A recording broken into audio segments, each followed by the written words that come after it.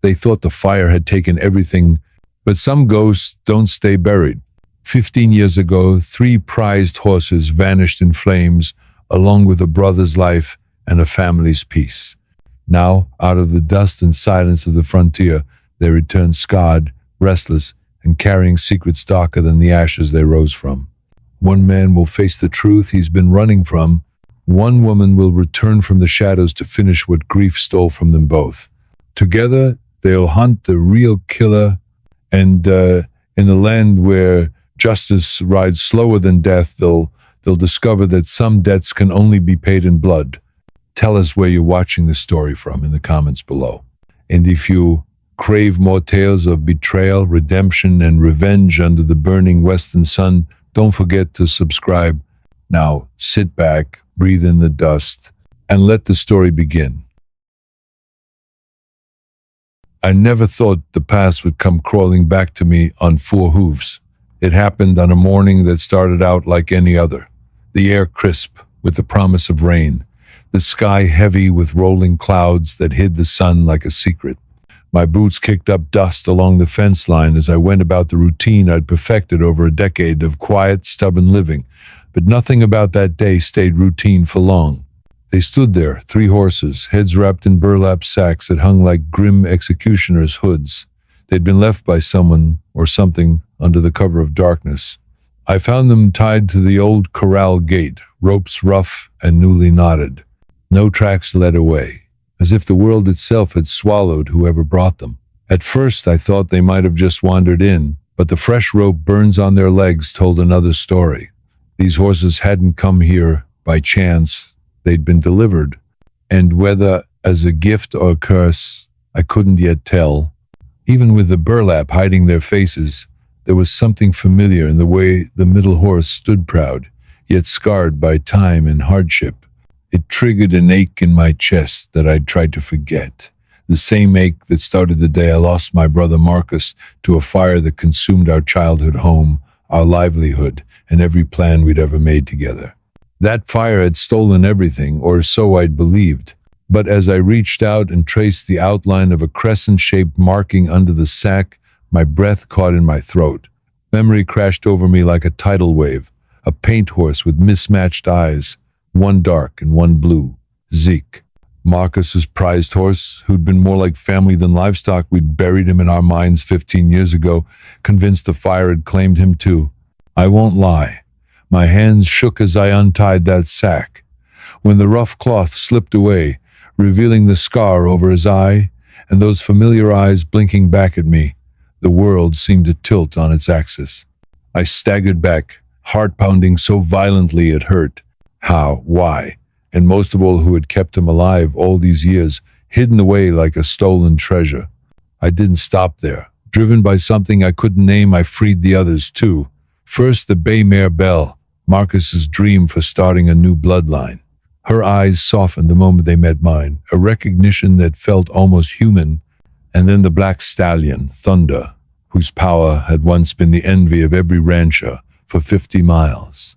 His coat was duller now, marked by old rope burns and hardship, but the fire in his gaze had survived. I felt the weight of it all settle onto my shoulders like a cloak soaked through with rain. Someone had stolen them, someone had lied, and maybe, just maybe, that someone had a hand in the fire that killed my brother. All these years, I'd convinced myself the fire was an accident, a knocked-over lantern on a windy night, they'd said. But standing there, staring at these horses, who should have turned to ash alongside my brother, doubt dug its claws into me and wouldn't let go. Night fell heavy that day, and I didn't sleep. Instead, I sat by the fence, lantern burning low, watching the horses as if they might vanish again if I blinked. I thought about Marcus's laugh, his stubborn kindness, and the way he'd planned to turn the ranch into something bigger than either of us could have managed alone. And I thought about the sheriff who closed the investigation so quickly, telling me to let the dead rest. But ghosts don't rest when the truth is buried with them. And as dawn crept over the hills, I saw her, a lone rider cutting through the morning mist, moving with the easy grace of someone who'd spent a lifetime in the saddle. At first my breath caught in fear, Maybe she was here to finish what had started 15 years ago. But as she drew closer, the shadows fell away, and I saw her face, older, sharper, but unmistakable. Mercy Whitmore, Marcus' fiancée, who had disappeared days after the funeral, leaving only a note behind. The woman I'd searched for and never found. She dismounted without a word, her eyes locked on the horses, and in that moment I knew she hadn't been running from grief. She'd been hunting the truth. I'd spent so many years imagining what I'd say to her if I ever saw her again, but when the moment came, the words tangled in my throat and refused to come out. Mercy dismounted and stood there, her gaze locked on Zeke, Thunder, and Bell, as if trying to convince herself they were real. And in that gaze, I saw a reflection of my own disbelief. She looked different from the girl I remembered. The softness of youth had been tempered by years spent chasing shadows. Her face bore the fine lines of a life lived hard, her eyes sharper, her posture hardened. Yet beneath all that, there was still the same Mercy Marcus's Mercy, the woman who had laughed beside us under endless summer skies, who dreamed of building a future with my brother, and whose life had shattered the same night mine did. The silence between us felt like it might crush me. I cleared my throat, trying to steady my voice. "You knew," I said, though the words felt brittle as they left my mouth. Mercy nodded slowly, her eyes never leaving the horses. "I didn't know until 6 months ago," she replied, her voice low, roughened by years of dust and sorrow. "But when I found out, I followed every trail I could until it led me here." My pulse roared in my ears. "How did you find them? And why didn't you come to me?" Mercy finally turned to face me, and I saw the pain she carried in every line of her face. "Because I didn't know who I could trust. And because when I left 15 years ago, I made a promise to myself. I wouldn't come back until I had something worth bringing with me. Not just questions, but answers." I swallowed hard, feeling the weight of her words settle like a stone in my chest. It wasn't accusation that filled her eyes, it was shared grief, sharpened into purpose. She stepped closer, lowering her voice as if the horses themselves might overhear. "I tracked the man who took them. His name is Boone Carter, but he isn't the one who started all this. He's just a middleman. The real monster is the same man who swore to find Marcus's killer, Sheriff Rollins." Hearing the name felt like a punch to the gut. Sheriff Rollins, the man who'd stood beside Marcus's grave, hat in hand, offering me words of comfort that now tasted like ash. The same man who had promised justice and delivered nothing but silence. "Rollins?" I echoed, my voice cracking. "You're telling me he was behind it from the start," Mercy interrupted gently. "He wanted the horses. Marcus refused to sell, so Rollins decided to take them by force. The pieces of a puzzle I hadn't even dared to finish began to fit together. The rushed investigation, the quick ruling of accidental fire, the way Rollins had avoided my eyes at the funeral, and the guilt I'd buried so deep, blaming myself for being away that morning. Mercy reached into her saddlebag and pulled out a weathered journal, its cover stained in pages warped by time. "This belonged to Jake Morrison," she said, "Rollins' former partner. Jake kept records, names, dates, everything Rollins did. And in those pages there's proof that Marcus was murdered and the horses were stolen before the fire." I stared at the journal as if it might bite. Part of me wanted to grab it and read every word. Another part wanted to throw it into the dust and pretend none of this was real, because the truth demanded something I wasn't sure I could give: action. For 15 years, I'd survived by telling myself it was over, that nothing could bring Marcus back. But staring at Zeke, Thunder, and Bell standing alive before me and seeing Mercy return from the same exile of grief, I realized survival wasn't enough. "So what now?" I asked. Mercy's gaze hardened. "Now we bring Rollins down. I have a witness willing to testify. The horses themselves bear his hidden brand under their winter coats, and this journal ties it all together. But we need to move fast. Rollins has men everywhere, and if he finds out the horses are alive, he'll come to finish what he started." The thought of those animals, Marcus's legacy falling back into Rollins's hands, made my blood boil. But the thought of Mercy risking her life again after everything she'd survived was even worse. You shouldn't be here, I found myself saying. Rollins won't hesitate to kill you. He already tried, she said softly. But I didn't come all this way to turn back now. Marcus deserves justice, and so do you. A quiet fell between us then, heavy with the memory of the man we'd both lost. I remembered Marcus's easy smile, the way he believed people were better than their worst choices. And I remembered the promise I made at his grave, that I'd keep the ranch alive, even if it killed me. But now I saw what I'd really promised Edo, keep running from the truth, rather than face what had truly happened. The morning light had shifted by the time Mercy spoke again.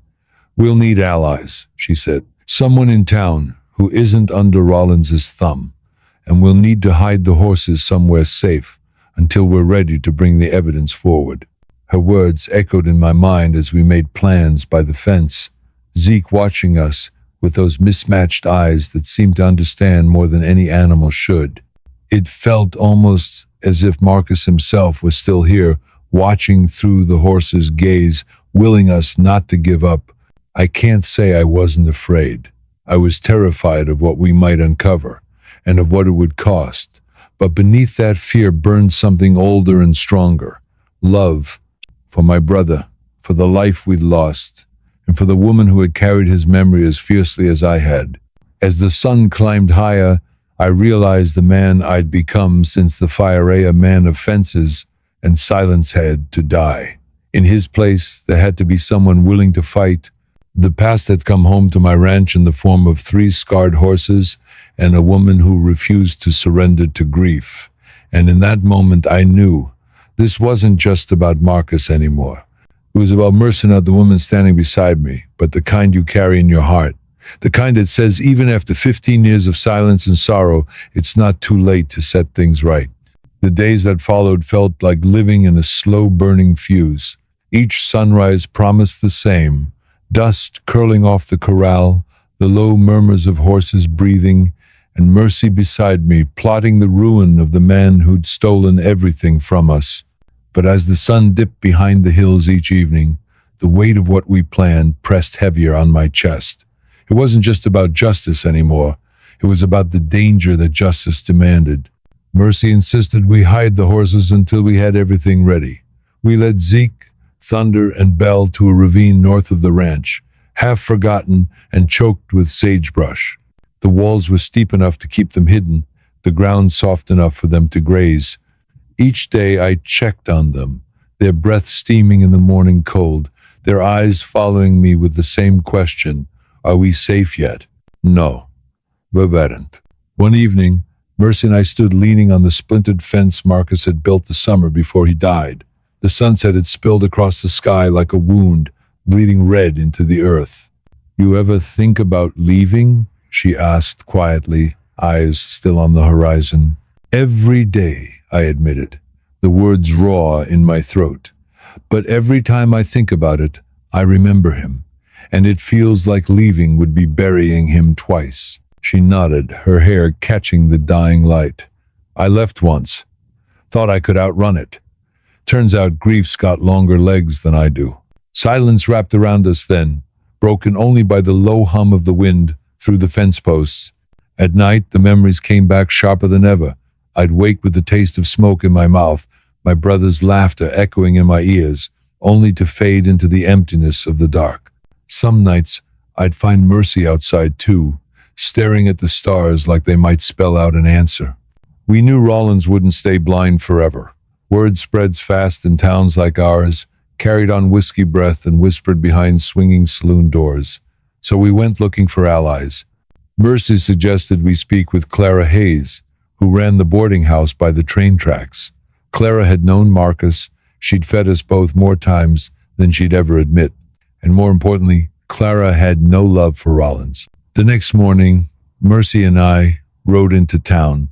It felt like stepping onto a stage where every pair of eyes was watching, weighing, whispering. The town hadn't changed much. Same cracked boardwalk, same peeling paint on storefronts, same crooked church steeple that had seemed to lean further every year. But it felt different now because for the first time in 15 years, I wasn't coming for supplies or silence. I was coming to start something that couldn't be stopped. Clara met us on the porch of a boarding house, apron still dusted with flour. Her eyes, sharp as broken glass, softened when she saw us together. "You look like two ghosts come home to haunt us," she said, half a smile tugging at her mouth. Mercy got to the point. "Clara, we need your help, and we don't have much time." Inside, over the bitter scent of burned coffee, we told her everything: the horses, the journal, Rollins's betrayal. Clara listened, arms folded, her gaze steady.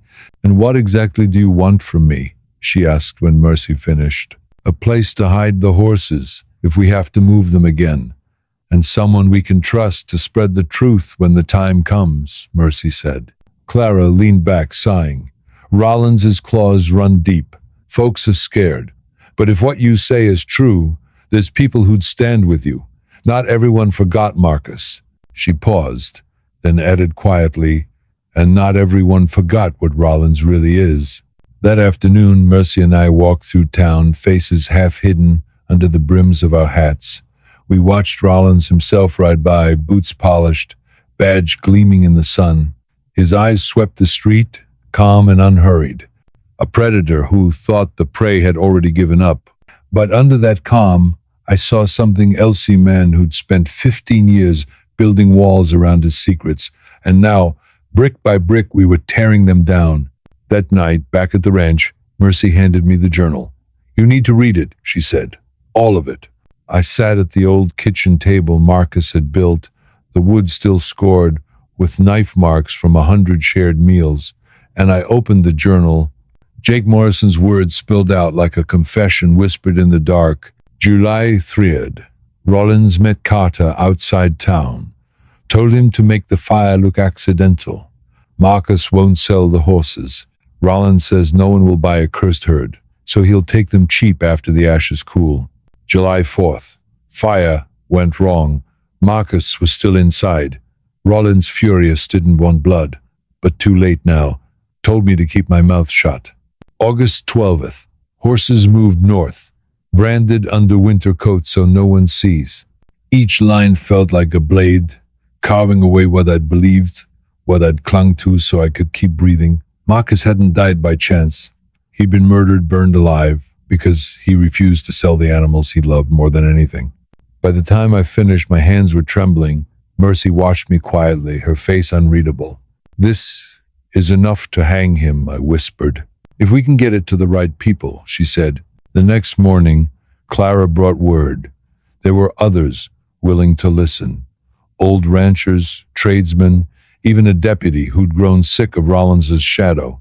But they needed proof, and they needed it soon. So we planned. We'd ride into town, show them the hidden brand, present the journal, and call for Rollins to answer for what he'd done. The risk was clear as sunrise. Rollins wouldn't let it happen quietly. There would be a fight. Blood might spill. But I realized then that silence had cost us more than any bullet ever could. In the quiet before dawn, Mercy and I stood by the corral. Zeke, Thunder, and Belle lifted their heads, as if sensing what lay ahead. "Are you ready?" she asked. I thought of Marcus, of the promise I'd whispered over his grave, of the years wasted running from the truth. "No," I said, "but I'm going anyway." The fuse was lit, and there was no turning back. Morning in Dustwater always smelled of cold ash and regret, but that day the air tasted sharper, electric. Mercy and I had spent half the night sharpening our plan and sharpening the truth until it could cut. The journal weighed heavy in my coat pocket, not just because of the leather and paper, but because of what it meant. Proof that Marcus had died by fire set on purpose. Proof that the sheriff who pinned a tin star to his chest every morning wasn't the law, but the rot eating the heart of our town. Clara's boarding house became the center of our quiet rebellion. Men and women slipped through a back door under cover of dawn. Ranchers who'd watched Rollins's men drive them off their land, merchants taxed into ruin, and townsfolk who'd never dared to speak Rollins's name above a whisper. They came with questions and left with purpose. Mercy spoke to them like she was born for it. Voice steady, eyes fierce, her words forging anger into resolve. I stayed quiet mostly, but each time I showed them the journal, the silence in the room grew thick enough to choke on. Even the toughest men there looked away from the words. But proof alone wasn't enough. Rollins had lived 15 years in power because people feared him more than the truth. We needed to break that fear. Mercy proposed we do what Rollins had never expected, drag everything into the open. A gathering in the town square, horses brought back from hiding to show the brands, the journal read aloud before anyone could claim it was a lie. I'll never forget the morning we rode to the ravine to bring the horses out. Fog hung low, turning the sagebrush and rocks into ghosts. Zeke nickered softly when he saw me, as if asking if the world was safe yet. "Not yet, boy," I murmured, rubbing his neck. "But maybe by tomorrow." Thunder and Bell followed us out, heads high, manes catching the pale light. Each carried a part of Marcus's spirit with them, and somehow it felt like riding home.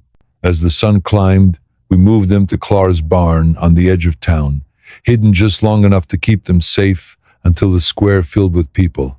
Later that day, Mercy and I walked the length of Main Street, hats low, eyes scanning every window and alley. Every bootstep on the boardwalk behind us felt like it might belong to one of Rollins's men. Outside Rollins's office, the sheriff himself stood on the steps, talking low with Boone Carter the traitor who'd helped start the fire. Carter spat tobacco into the dirt and wiped his mouth, his eyes catching mine for the briefest moment. Fear curdled in my gut, but Mercy's hand on my arm anchored me. We walked on, hearts beating loud as church bells. That night, Clara's kitchen became our war room. A map of town spread across the table, coffee cups marking where allies would stand, matches marking where Rollins's men might strike. Mercy tapped a spot near the saloon. "If Rollins wants to stop us before we reach the square, it'll be here." "What if he brings more men?" I asked. "Then we hold our ground," she said, voice as calm as a loaded gun. "Truth doesn't matter if no one hears it." Clara laid a weathered hand on the map. "He won't expect all of us together. He thinks he's broken us. That's his weakness." For a moment, we were silent, listening to the wind rattling the shutters. The weight of what we planned settled heavy, but it felt right. Before dawn, Mercy and I rode out to the ridge above town. From there, Dustwater looked almost peaceful. Crooked streets, sagging porches, the church steeple turned gray in the first light.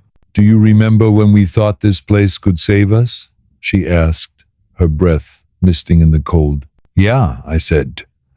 "Now we know it's us who'll have to save it." She turned to me, something raw in her eyes. "You know there's no going back after this." "I know," I whispered, "but I don't want to go back." We rode down as the sun burned the fog away and the town began to wake. In Clara's barn, men and women gathered, hands gripping rifles, eyes bright with fear and hope. The horses pawed the ground, restless. Mercy spoke softly to them. "It's time." The plan was simple but dangerous. At noon, we'd lead the horses through Main Street, the journal in hand, voices loud enough for every window to hear. Clara would ring the church bell a sound. Rollins couldn't silenceto, draw the townsfolk. Once gathered, we'd show them the brands, read the words that damned Rollins, and call for justice.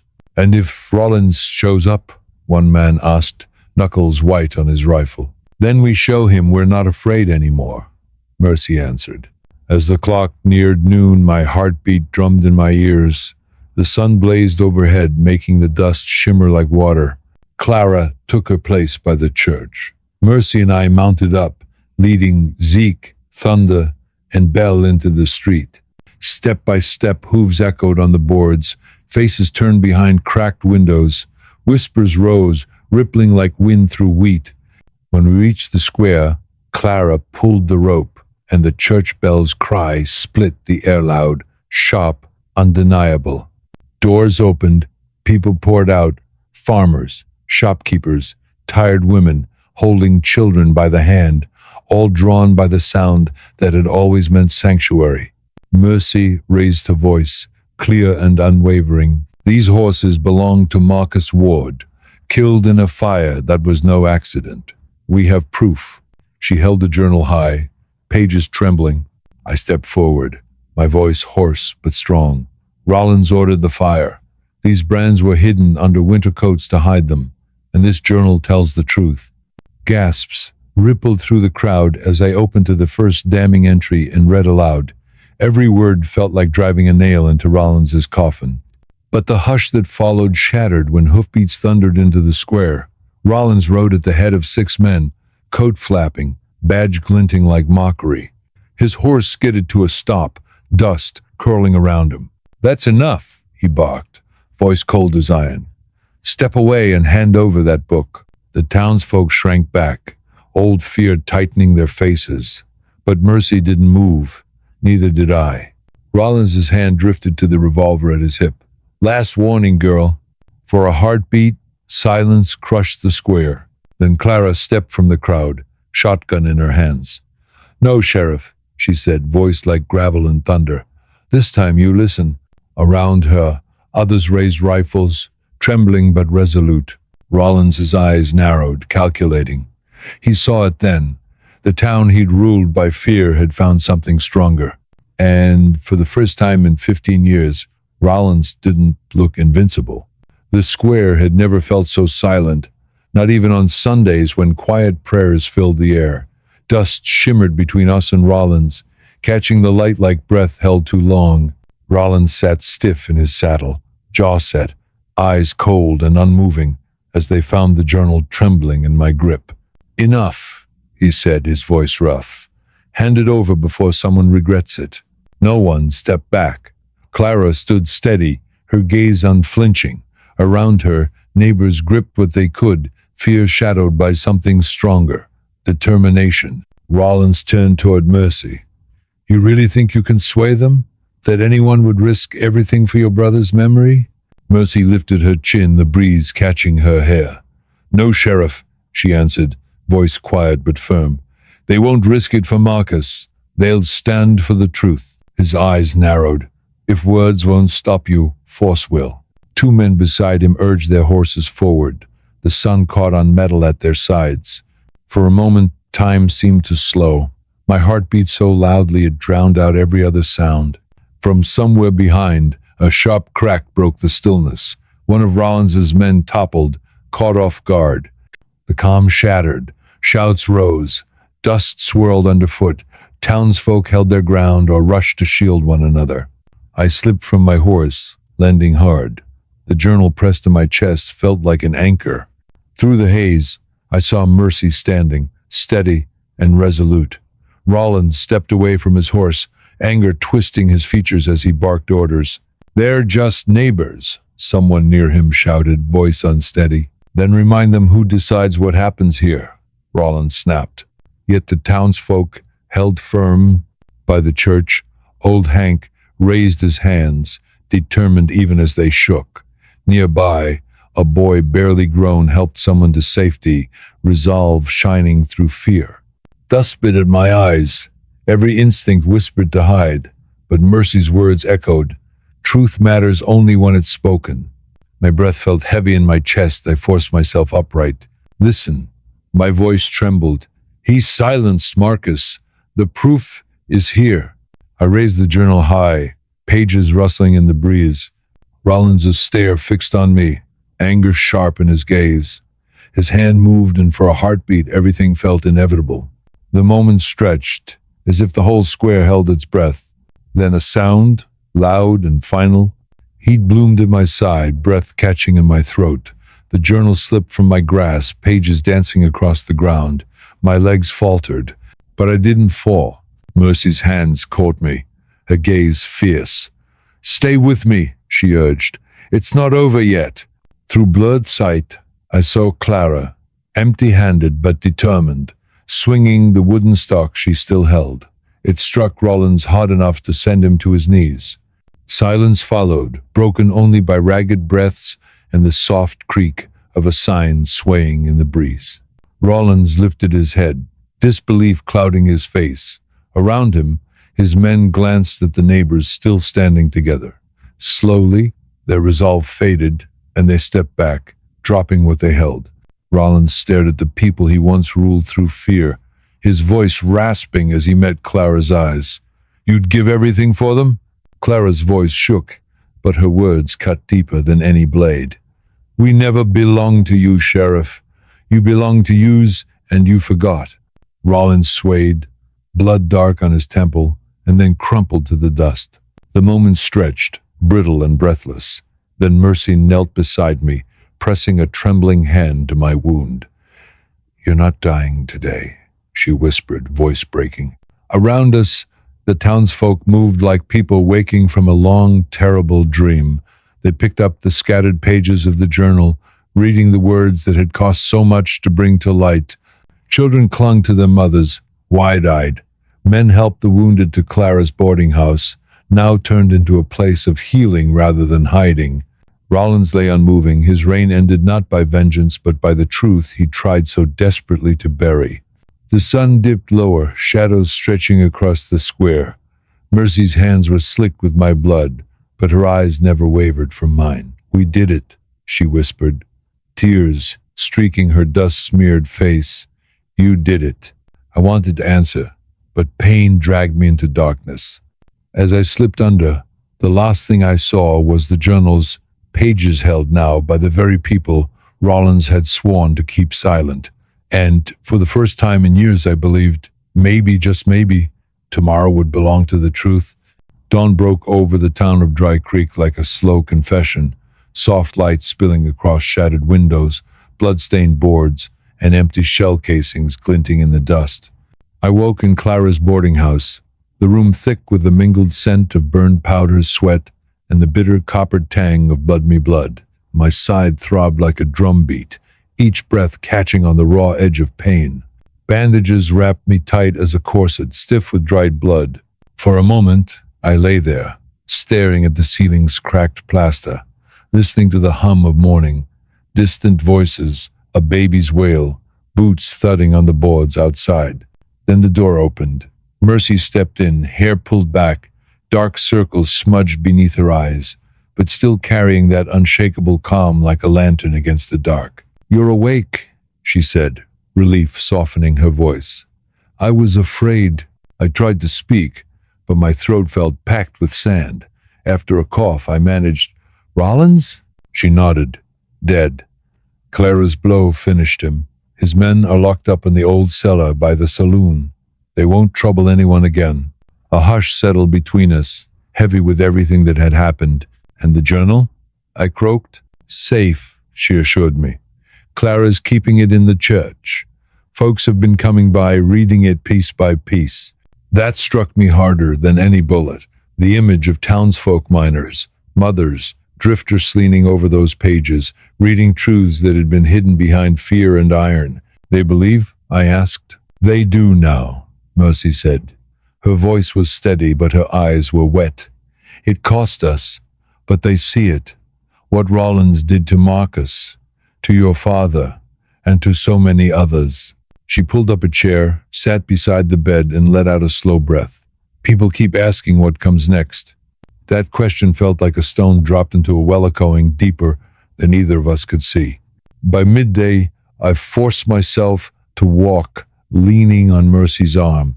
Outside, the square bore scars of the fight, bullet holes in the storefronts, blood darkening the steps of the general store, and broken glass crunching underfoot.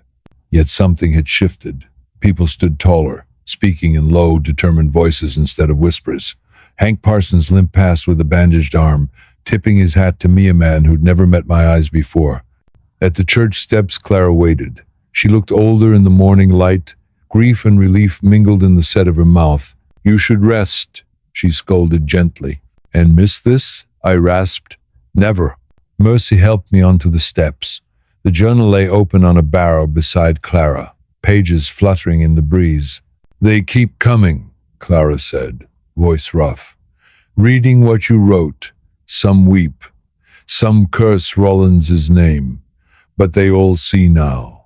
A line of townsfolk stretched down the street, waiting their turn to read. I recognized faces. The blacksmith's apprentice, cheeks still freckled with soot, the widow who'd lost a son to Rollins's justice, even a few who had once served Rollins, shame written plain on their faces. It's strange, Mercy murmured beside me. Truth weighs heavy, but it also lifts you. I nodded, wincing at the pull on my wound. It does. As afternoon shadows lengthened, a small council gathered. Clara, Mercy, Hank, and a handful of others. They spoke of what to do next, who would keep the peace, how to bury the dead, and what to do with Rollins's surviving men. We could turn them over to the circuit judge. When he comes, Hank suggested, voice gravelly. Clara shook her head. We need to show we can govern ourselves. We can't trade one tyrant for fear of the next. Their words carried hope, but also an edge of dread. Freedom meant responsibility, and that frightened people more than Rollins ever had. I stayed silent, listening, breathing the air of a town trying to remember how to live without a boot on its neck. Near sunset, Mercy led me back to the corral behind the boarding house. Horses stamped and snorted, unsettled by the day's strange quiet. Why bring me here? I asked, breath ragged. Because you should see what you've done, she said. Beyond the fence, children played, laughing as they chased each other around the trough. Their mothers watched, faces soft, shoulders no longer hunched in fear. It hit me then. It wasn't the gunfight or even Rollins's death that changed the town. It was the words, the truth brought into the light, that cracked fear's hold. You did this, Mercy whispered, with your father's words and your own courage. I looked at her, saw pride and sorrow tangled in her gaze, and felt something inside me easy a knot of guilt and doubt loosening, if only for a breath. As darkness settled over Dry Creek, lamps flickered to life in windows, and the town exhaled as one. It wasn't over, not yet. Rollins had allies beyond these hills, and scars this deep don't vanish overnight. But for the first time in years, the night felt like rest, not threat. And in that moment, leaning against the fence, Mercy's hand warm on my arm, I dared to believe. Maybe tomorrow truth could stand taller than fear. The next few days in Dry Creek passed in a haze of dust and quiet resolve. Rollins lay buried beyond the churchyard wall, no stone to mark his resting place, only a patch of scorched earth where grass refused to grow. His men, those who survived, sat in the cellar under watch, waiting for a circuit judge that might never come. For a brief moment, the town felt lighter, like waking from a fever dream. Children played near the well without mothers rushing to hush them. Neighbors spoke of plans to rebuild the burned-out barn or repaint the peeling storefronts. Even laughter returned, brittle at first, but growing bolder each day. Yet beneath that fragile peace, unease coiled like a snake in the grass.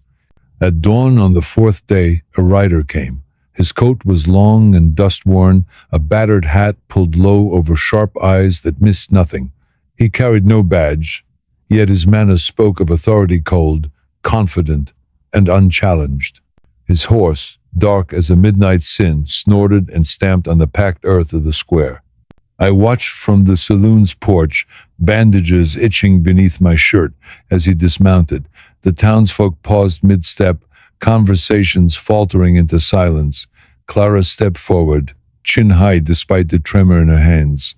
"Can we help you, sir?" she asked. The stranger glanced around the square, gaze catching on the shattered windows and bullet-pocked walls. "Name's Hollis," he drawled, voice low and unhurried. "I hear you folks had trouble. Man named Rollins?" Clara nodded once. "It's been settled." A smile touched Hollis's lips, cold as winter. Settled? Funny word. Rollins had friends. Some of them don't take kindly to him being buried without his boots. At that, a hush fell, so complete the wind itself seemed to hold its breath. Hollis tapped the dust from his coat sleeve, letting his words sink deep. "I'm here, on behalf of those friends," he went on, "and they'll be wanting answers. Who pulled the trigger? Who wrote that damn journal?" I felt Mercy stiffen beside me, her hand brushing the revolver hidden in her skirts. My heart thudded like a hammer in my chest. We had prepared for Rollins's men, but not for this. An outsider, calm and methodical, carrying the weight of unseen power behind him. That night the town gathered in the church. Candles flickered against the stone walls, shadows dancing like restless spirits. Clara stood before us, voice low but firm. "We knew there'd be consequences," she said. "Truth doesn't come free." Hank Parsons spoke next, his arm still bound in a sling. "If Hollis has others with him, we won't stand a chance in a fair fight. We barely made it through Rollins." Mercy shook her head. "Then we don't fight fair." Eyes turned to her. In the wavering candlelight, she looked every inch the preacher's daughter and every inch the woman who had struck Rollins from behind to save my life. "We fight smart," she continued. "We know these streets, these hills. They don't, and we hold the truth. That journal. It gave us courage once. It can do it again." My voice felt raw when I finally spoke. "And if Hollis wants me, he'll have to come for me. But we won't give up what we've won." A murmur of agreement rippled through the room, not loud, not boastful, but steady as a heartbeat. Fear had walked into Dry Creek wearing Hollis's boots, but it would not rule us as Rollins did. By dawn, sentries took positions on rooftops and behind barrels. Mercy and Clara hid the journal in a place known only to them. Children were sent to the farms beyond the ridge, out of harm's way. The waiting was the hardest part. Hours stretched like parched leather. Every hoofbeat on the road made hearts leap to throats. Every gust of wind raised dust that looked for a heartbeat, like riders on the horizon. Then, as the sun reached its highest, they came. 5 riders, dust swirling around them, led by Hollis at the fore. They rode with the easy confidence of men who had killed before and expected to again. Hollis halted his horse in the square. "I'll speak to the one who wrote it," he called out, voice echoing against the stone and timber.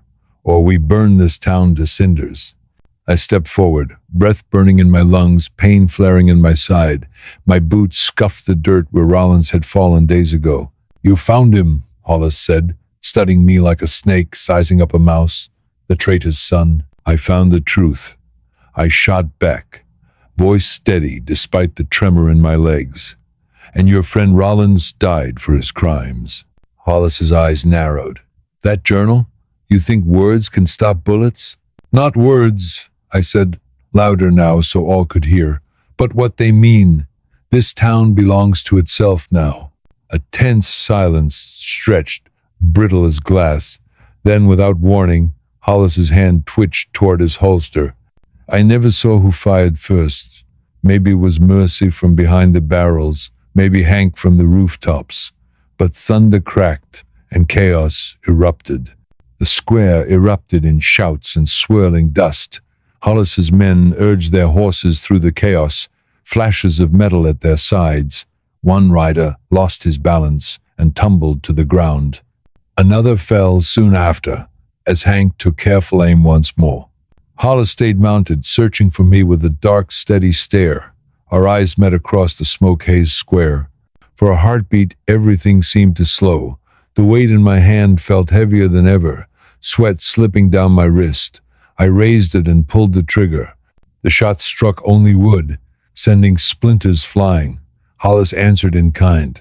Something sharp grazed my coat, close enough to steal my breath, but not my resolve. Then Mercy's aim found its mark. Hollis jerked in the saddle, losing his grip. His weapon clattered to the earth as he doubled over, surprise and anger warring in his gaze. His horse reared, nearly unseating him completely. Hollis slumped forward, hand pressed against his shoulder, the strength leaving him. When the dust settled, 2 of his men lay motionless. One had fled, and another dropped his weapon and surrendered. Hollis, though alive, was quickly overpowered by townsfolk who stepped forward to bind his hands. No victory cry echoed across the square, only ragged breaths and the heavy realization of what had just happened. Together, we had chosen to resist, and in doing so, something changed between us. Dry Creek would no longer bow to fear, not to Rollins nor anyone walking in his shadow. Yet deep inside, I knew this was not the end. Word would spread, and more might come seeking control. The true test still lay ahead. But for now, the town stood firm in truth, had spoken louder than threats ever could. Night settled over Dry Creek like a worn quilt, patched with hope and dread. The town had survived its second storm, but scars both seen and unseen ran deep as river cuts through rock. Hollis lay chained in the old sheriff's office, his shoulder wound roughly bandaged, even bound. His eyes burned with quiet fury, as though waiting for the moment when luck or vengeance would set him free. The square, once choked with gun smoke and fear, now smelled of oil lamps and fresh sawdust as townsfolk repaired splintered boards and patched bullet holes. Windows were fixed with whatever glass could be spared, and lanterns burned long into the night as neighbors gathered to share cautious laughter and trembling relief. Yet the air held a tension that no hammer or nail could mend. I stood on the saloon porch, the weight of the revolver at my side heavier than ever. Mercy joined me, her dark hair pulled back, cheeks still streaked with soot from the fight. "He's not done," she said softly, eyes fixed on the horizon where darkness swallowed the road. "Even behind bars, men like him still cast a shadow." "I know," I answered, though the words tasted bitter. "But we can't run. We have to see this through." Mercy nodded, her hand brushing mine, a brief warmth that steadied my shaking resolve. Inside the saloon, Clara gathered those willing to talk. She stood behind the bar, voice clear and low. "Rollins fell because we stood together," she began, her gaze sweeping across tired faces, farmhands, shopkeepers, widows, and ranchers. "Hollis nearly broke us because fear returned. We cannot let it stay." Hank Parsons, still pale and stiff from his wound, shifted uncomfortably. "Word will spread," he rasped. "Rollins had brothers in Kansas, and Hollis rode for someone richer and meaner than any of us." "Let them come," Clara replied. "If we stand divided, they'll finish what Rollins started. But if we stand as unlike we did, before no tyrant will find easy victory here." A hush settled, broken only by the scrape of boots and the creak of old wood. Slowly heads nodded, resolve blooming like stubborn desert flowers after rain. Days turned into a week. Repairs continued, and watchmen kept guard through moonless nights. Hollis refused to speak, staring through the bars as though weighing each soul that passed before him. Then, on the seventh morning, a lone rider appeared on the horizon, cloak snapping in the dry wind. His horse moved with an uneasy grace, nostrils flaring at the scent of smoke and gun oil still clinging to Dry Creek streets. He bore a letter, sealed with black wax, and marked by an unfamiliar crest-coiled serpent around a dagger. Clara broke the seal with trembling hands and read aloud, "To the people of Dry Creek, your impudence has cost us blood and coin. Return what was stolen and deliver the traitor's journal or face ruin at our hand. You have 3 days. J.B." The name was unknown, but the message clear as a desert sky. Surrender or face annihilation. Fear returned, a silent guest at every table and every doorway. Mothers gathered children close. Men cleaned old rifles that had not seen daylight in years. Even the wind felt colder, as if warning of a coming storm. At night, Mercy, Clara, Hank, and I met in the small back room of the saloon. Maps and scraps of the journal spread before us.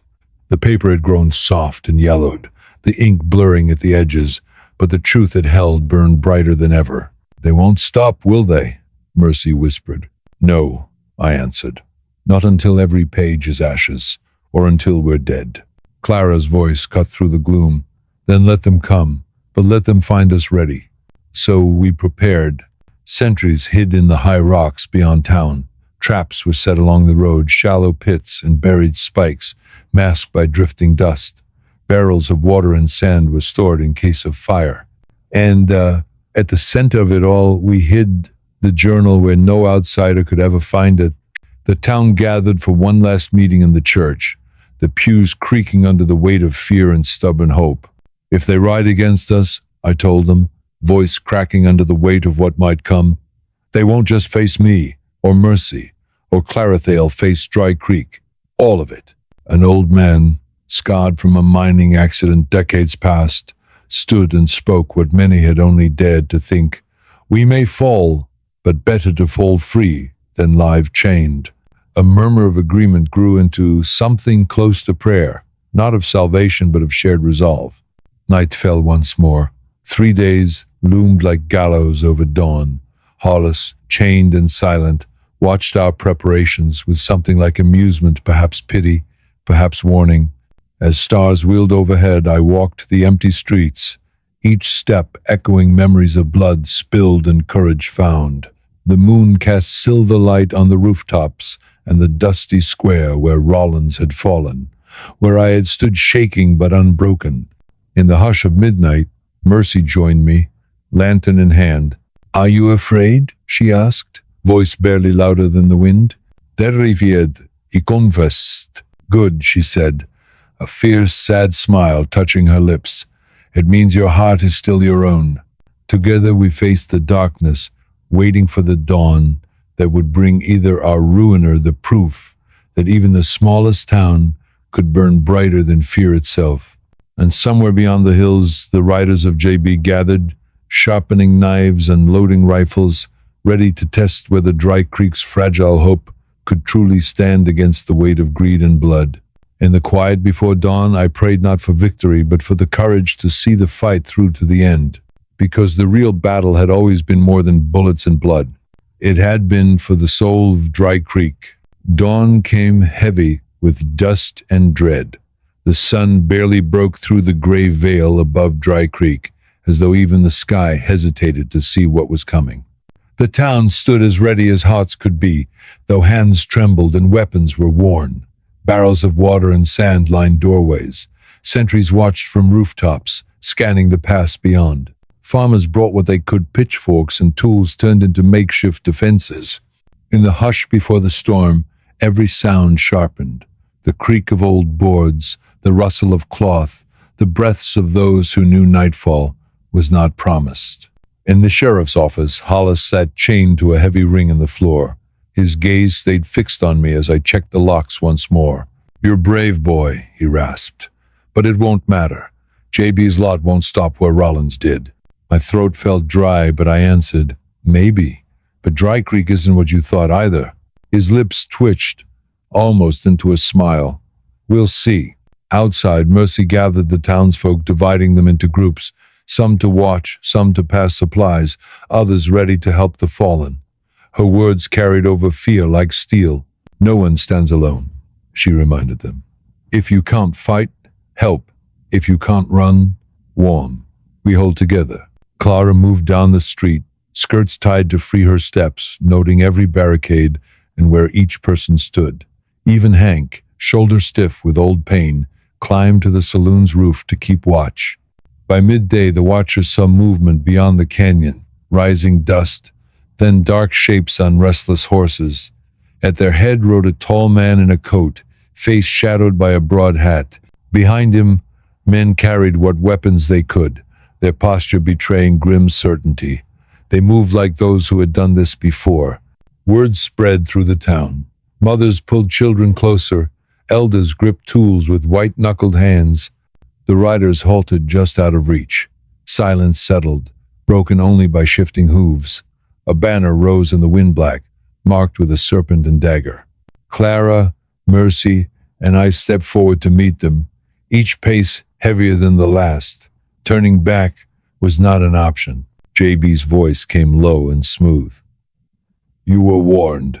Return what was taken, and the one you protect. Do this, and your town remains." My voice felt raw, but I spoke. "What you seek isn't here, and Hollis answers to us now." His men stirred. JB's face barely changed, but the air felt tighter. "Then Dry Creek will pay," he answered, calm as a church bell at dusk. Before another word, a nervous hand on the rooftops pulled the trigger too soon. A sharp crack split the stillness, sending dust dancing near JB's horse. Chaos swept the street. Shouts rang out, windows broke, the dry wind carried smoke through alleyways. Townsfolk fired from behind doors and fences. The blacksmith's traps halted 2 riders, horses stumbling and throwing their masters. Yet JB's men pressed forward, determined. On the saloon porch, Hank kept watch, each breath a fight. Mercy moved beside him, passing what was needed without pause. Clara's voice cut through fear, steady and sure, guiding hands and hearts alike. I found cover behind the wagon. Each shot I took an act of hope more than aim. The air grew thick, sun turning dust into golden shadow. Time twisted. Moments stretched or vanished. Between shouts and swirling dust, the difference between courage and fear blurred. At last, JB's riders began to draw back, pulling away those who could no longer stand. Dry Creek remained but changed. The main street bore new scars, broken glass, torn boards, dust where life had been spilled. Yet in the breathless quiet that followed, one truth stood clear. We still stood, and fear had lost its hold. At dusk, we gathered in the square. The wounded were tended, the dead covered with sheets. We counted losses, neighbors and friends, some gone in an instant. But as the sky turned deep orange, Clara stepped forward, her voice hoarse but unbroken. "They will come again," she said. "JB won't forgive this. But Dry Creek didn't bow today, and we won't tomorrow." A ripple of exhausted agreement answered her. We were bloodied, but not broken. For the first time, I saw not just a town but a people willing to fight for each other. Night returned, stars sharp in the desert sky. Hollis still lived, chained and silent, eyes following every shadow. Beyond the canyon, fires burned JB's camp, gathering strength for the final strike. I stood with Mercy under the weight of everything we had lost and everything still to lose. "Tomorrow?" she asked, voice raw. "Tomorrow," I whispered back. The road ahead would be darker still, but in that moment, hope fragile, stubborn hope burned, brighter than fear. Night fell heavy over Dry Creek, as if the sky itself shared our fear. Lantern light flickered in windows patched with cloth and shattered glass. Along the main street, barricades stood ready, overturned wagons, crates filled with stones, anything to slow the coming tide. Beyond the canyon pass, JB's campfires burned, a necklace of orange in the darkness. We knew he wasn't finished. The morning would bring the real attack. And so, in that uneasy stillness, we prepared. In the sheriff's office, Hollis shifted in his chains. His eyes tracked me as I checked the cell door one last time. "You really think you can win?" he rasped, voice dry as gravel. "We have to try," I answered. "You're fools," he spat, but his gaze wavered, and for the first time, I saw something almost like doubt. Outside, Mercy moved like a ghost through the town, her rifle slung over one shoulder, a lantern in hand. She stopped by each guard post, whispering words that steadied trembling hands. Clara gathered the last of our ammunition, counting bullets by candlelight. Her face was pale, streaked with sweat and dust, but her eyes burned with resolve. When she finished, she came to stand beside me. "Whatever happens," she began, then stopped, swallowing hard. "We see it through," I said. She nodded, and in that nod lay every word we couldn't say. Dawn rose not golden, but Rita's sky streaked like blood over the canyon walls, and with it they came. JB's riders thundered through the pass, twice as many as before. Behind them marched men on foot, carrying rifles, some bearing torches. The first shots cracked from our rooftops. Riders fell, horses screamed, but the rest kept coming, sweeping toward the main street like a black tide. They hit us hard. Gunfire roared. Dust turned the morning into a choking fog. I ducked behind a crate, firing blindly as shapes loomed through the haze. A man fell at my feet, clutching his chest, blood soaking the dirt. Clara's voice cut through the chaos, shouting orders, rallying the defenders. Mercy fired from the saloon porch, every shot measured and deliberate. When her rifle emptied, she dropped it, drew a pistol, and kept fighting. At the jail, 4 of JB's men broke through, splintering the door with axes. Hollis lunged forward in his chains, eyes wild, yelling curses I couldn't hear over the roar. But Clara was faster. She fired twice, dropping 2 attackers. The others fled back into the smoke. In the alley by the smithy, Hank Parsons faced three men alone. His shoulder was wrapped in fresh bandages, his breath ragged, but he fought like a cornered wolf. His rifle jammed, so he swung it like a club, knocking one man sprawling. The second stabbed him in the side, but Hank, with a roar, dragged the attacker down with him. I saw it all in flashes too, far to help, too close to forget. Then came JB himself. He rode down the main street, black coat whipping in the wind, revolvers in both hands. He fired left and right, each shot cold and precise. Men fell before him, some townsfolk, some of his own caught in the crossfire. Our bullets struck his horse, and it crashed to the ground. JB rolled free, rose, and kept coming, a specter of vengeance in the morning smoke. I stepped into the open, revolver trembling in my hand. "It ends here," I shouted, my voice hoarse. JB looked at me, and behind the calm hatred there was something else, recognition, as if, in that instant, he saw not just an enemy, but a threat. "You're the one who found the journal," he said. I nodded. "And you won't get it." He raised his pistol. I fired first. The shot slammed into his shoulder, spinning him around. His gun fell, clattering to the dirt, but he didn't drop. He lunged at me, hand closing around my throat. We crashed into the dust, wrestling, his strength monstrous, fueled by rage.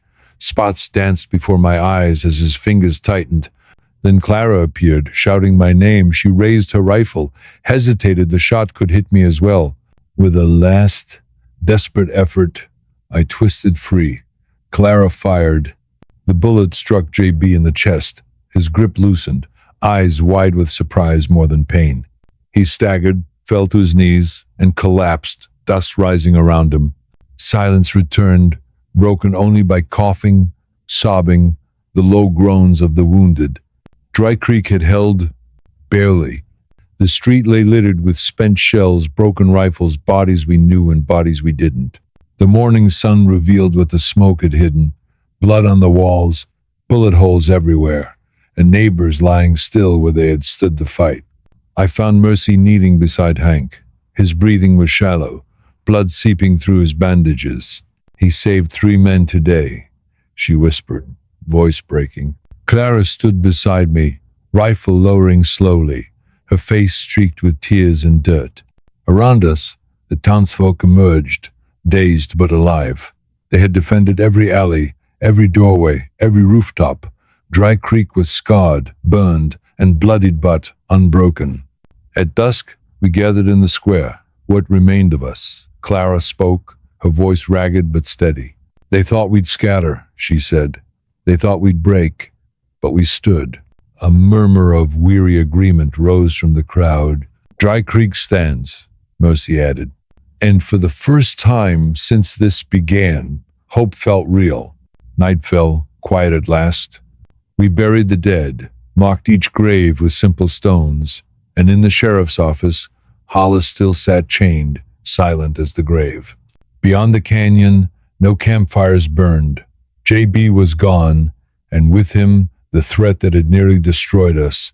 But the scars would remain. In that silence, Clara turned to me. "It's not over," she said softly. I nodded. "But we're still here." And for the first time in weeks, I dared to believe tomorrow might bring something more than fear. The sun rose slow over Dry Creek, as if even dawn itself hesitated to look upon what remained. Ash still floated in the air, the scent of gunpowder and burned timber hanging over the town like an old curse that refused to lift.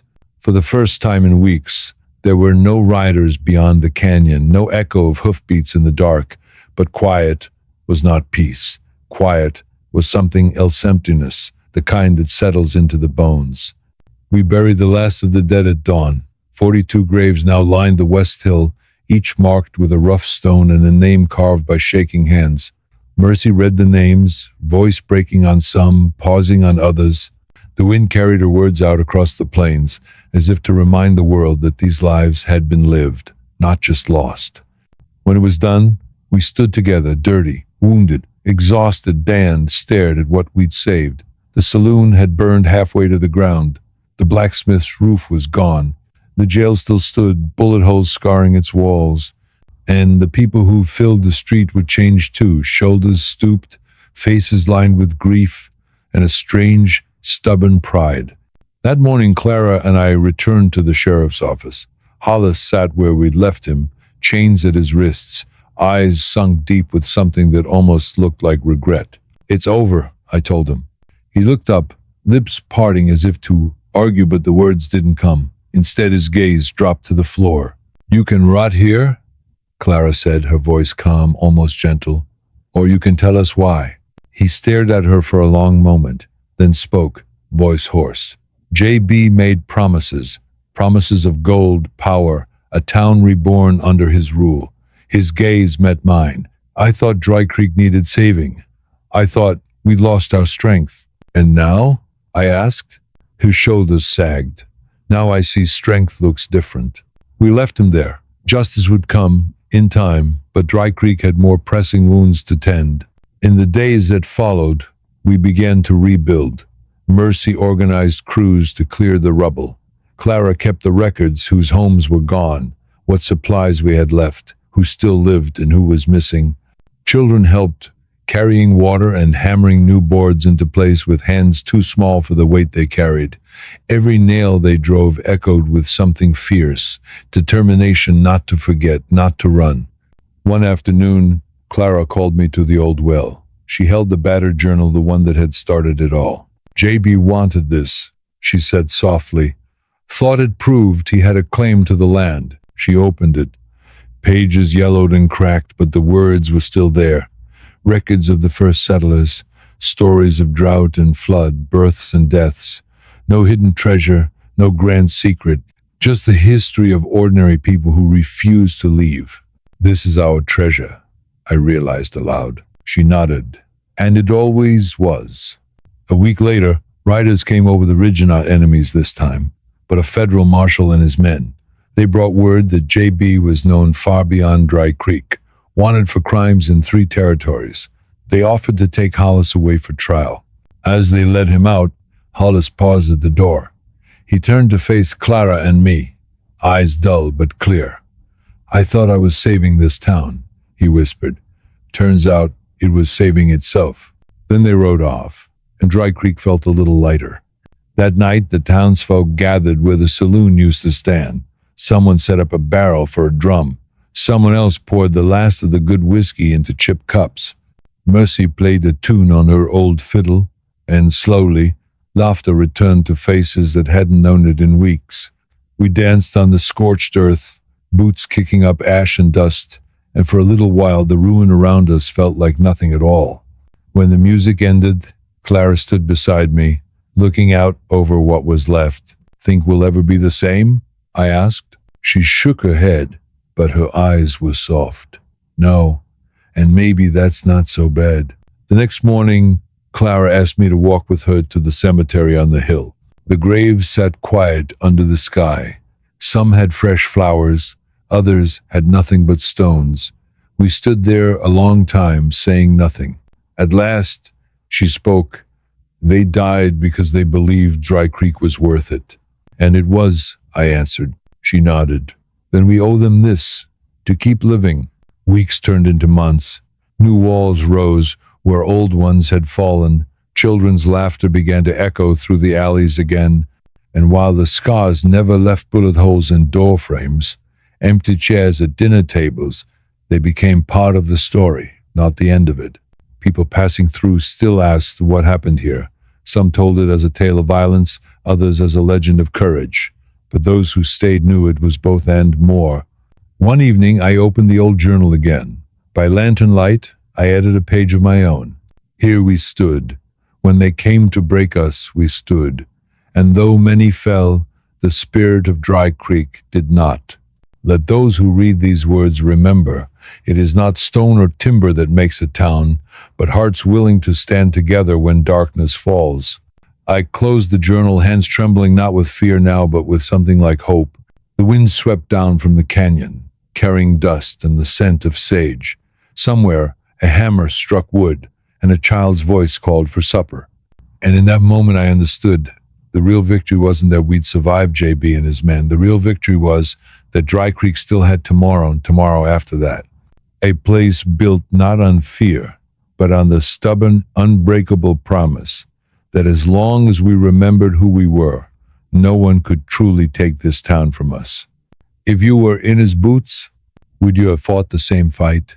Share your thoughts in the comments below. And don't forget to like this video if the story stirred something deep inside you. There's more waiting just beyond the horizon. Go ahead and explore the other videos on your screen now.